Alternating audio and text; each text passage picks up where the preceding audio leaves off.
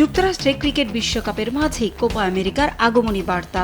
আনুষ্ঠানিকভাবে দক্ষিণ আমেরিকার ফুটবল যুদ্ধ শুরুর আগে শিরোপা ধরে রাখার মহড়ায় নামে আর্জেন্টিনা, প্রতিপক্ষ ইকুয়েডর। এদিন স্ক্যালোনির শুরুর একাদশে ছিলেন না লিওনেল মেসি। দলের সেরা তারকার অনুপস্থিতিটা অবশ্য সমর্থকদের টের পেতে দেয়নি হুলিয়ান আলভারেজরা। 2015 সালের পর থেকে আর্জেন্টিনার বিপক্ষে জয় অধরাই আছে ইকুয়েডরের। প্রীতি ম্যাচে সুযোগ ছিল সে আক্ষেপ ঘোচানোর, তবে চাওয়া আর পাওয়া এক হয়নি ইকুয়েডরের। ম্যাচের শুরু থেকে ঝড়ি ঘুরিয়েছে আর্জেন্টিনা। 40 মিনিটে রদ্রিগো দি পলের কাছ থেকে বল পেয়ে ক্রিস্টিয়ান রোমেরো বাড়িয়ে দেন আনহেল ডি মারিয়াকে। দুর্দান্ত ফিনিশিংয়ে বল জালে পাঠিয়ে আর্জেন্টিনাকে এগিয়ে দেন কোপা আমেরিকার পর অবসরের সিদ্ধান্ত নেয়া আনহেল ডি মারিয়া।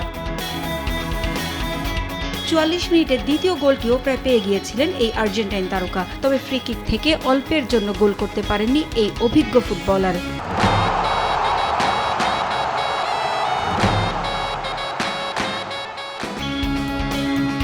56 মিনিটে হয় অপেক্ষার অবসান। মাঠে নামেন লিওনেল মেসি। বিশ্বকাপ জয়ের নায়কের মাঠে নামার পর মেসি ধ্বনিতে কেঁপে ওঠে পুরো সোলজার ফিল্ড স্টেডিয়াম। গোল না করলেও মেসি মাঠে নেমেছেন, এতেই স্বস্তি খুঁজে পান যুক্তরাষ্ট্রে তার সমর্থকরা। শেষ পর্যন্ত ইকুয়েডরের সমতায় ফেরার স্বপ্নটা পূরণ হয়নি। এক গোলের জয় নিয়ে মাঠ ছাড়ে আর্জেন্টিনা। আলবিসেলেস্তেদের পরের ম্যাচ 15 জুন গুয়েতেমালার বিপক্ষে। 21 জুন কানাডার বিপক্ষে ম্যাচ দিয়ে কোপা আমেরিকা অভিযান শুরু করবে আর্জেন্টিনা। গ্রুপে তাদের অন্য দুই প্রতিপক্ষ চিলি ও পেরু। পারভিন আক্তার, সময় সংবাদ।